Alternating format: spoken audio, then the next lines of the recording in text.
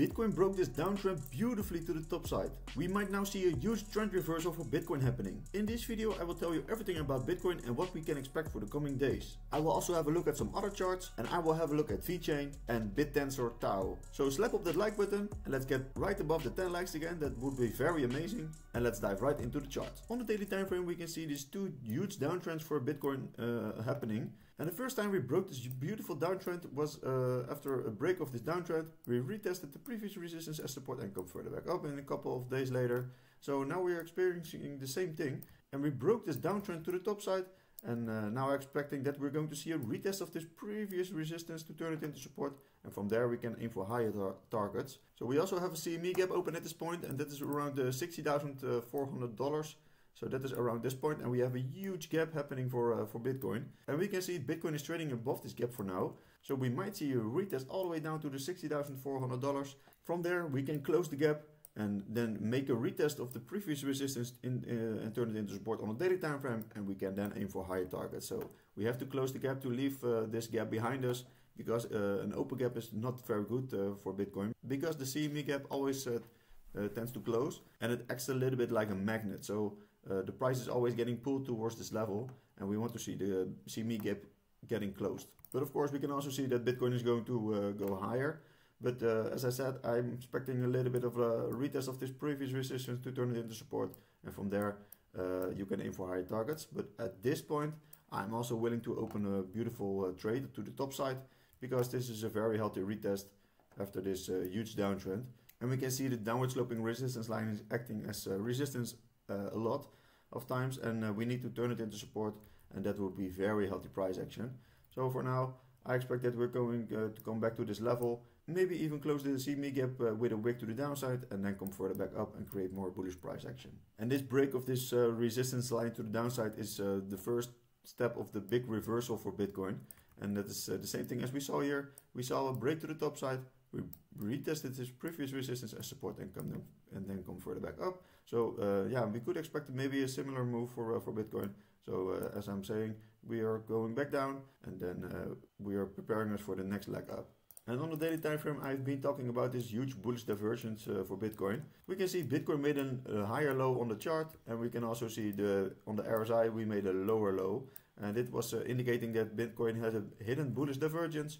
And yeah, currently it's playing out, because we can see the sellers are exhausting and they exited the market, and the buyers are coming into the market, and they caused a little bit more buying pressure for Bitcoin.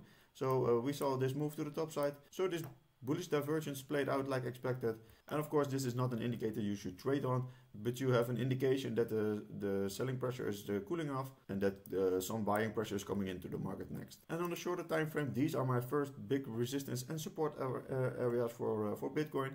So we bounced from this support level on the downside. As we can see, we had multiple touch points on the past as support, and once again this support was strong enough to create a bounce for Bitcoin. And we are now aiming for this first big resistance on the daily time frame, and that will be around the $64,000. Yeah, we can also see a little bit of rejection already from here. And these are my two scenarios for Bitcoin. Either way, we're going to see a rejection from this point, or maybe we can even break the resistance to the top side, retest the previous resistance as support, and from there we can aim for higher levels, and then can aim for the next big resistance. But for now, this is a make or break point for Bitcoin. So if we want to become a little bit more bullish, we have to break this first big resistance. Yeah, and if we're going to see a rejection, that is also yeah, very healthy, because then we come back to the support area and we have to retest it again and see if the support is strong enough. Yeah, but for now the trend is actually down, so we have to be a little bit more cautious. And when this first big resistance is getting broken to the top side, we can become more bullish. Another interesting chart I want to have a look at is this Bitcoin stock to flow model. Yeah, this model indicates yeah, the price for Bitcoin in the last years. We can see a beautiful run up, and actually the price is in an up only chart. And the colors indicate how much days we are away from the next halving. So you don't actually have to look at the colors. But as we can see this beautiful trend to the upside. And yeah, the expectations are that we're going to see more upside from here. And if we follow the red line, just like we did in the last cycles, and then we could come to an average price of more than $400,000, around the $450,000. So that of course is an insane target. And for now it sounds a little bit weird to say that Bitcoin is going to the $450,000. But also in the last cycle we came from an average of $5,000 to an average of $50,000. So that's also an 10x. And yeah, if we're going to do a 10x from here, then yeah, we could actually see prices around the $450,000 in the next cycle. Do you think this stock to flow model will play out just like in last cycles, or do you think this model will be invalidated in this cycle? Let me know in the comments what you think.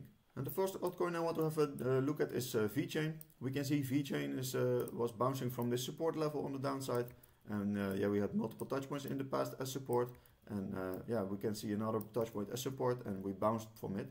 And we also have this beautiful downtrend on the daily time frame for Vechain, and yeah, this price is getting squeezed into this apex. So eventually Vechain has to pick a side.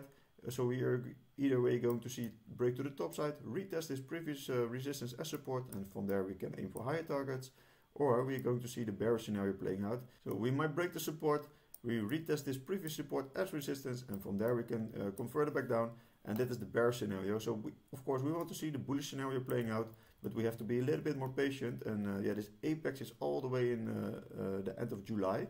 So before the end of July we will see maybe a little bit more of consolidation, but of course we want to see that Vechain is going to revisit this resistance to the top side and maybe force a break to the upside. And on the 4-hour time frame we can see Vechain was in this consolidation phase, and this formation broke out to the top side. As we can see, we retested this previous resistance as support, and we did it again, and from there we saw another bounce to the top side. So this support is holding strong for now.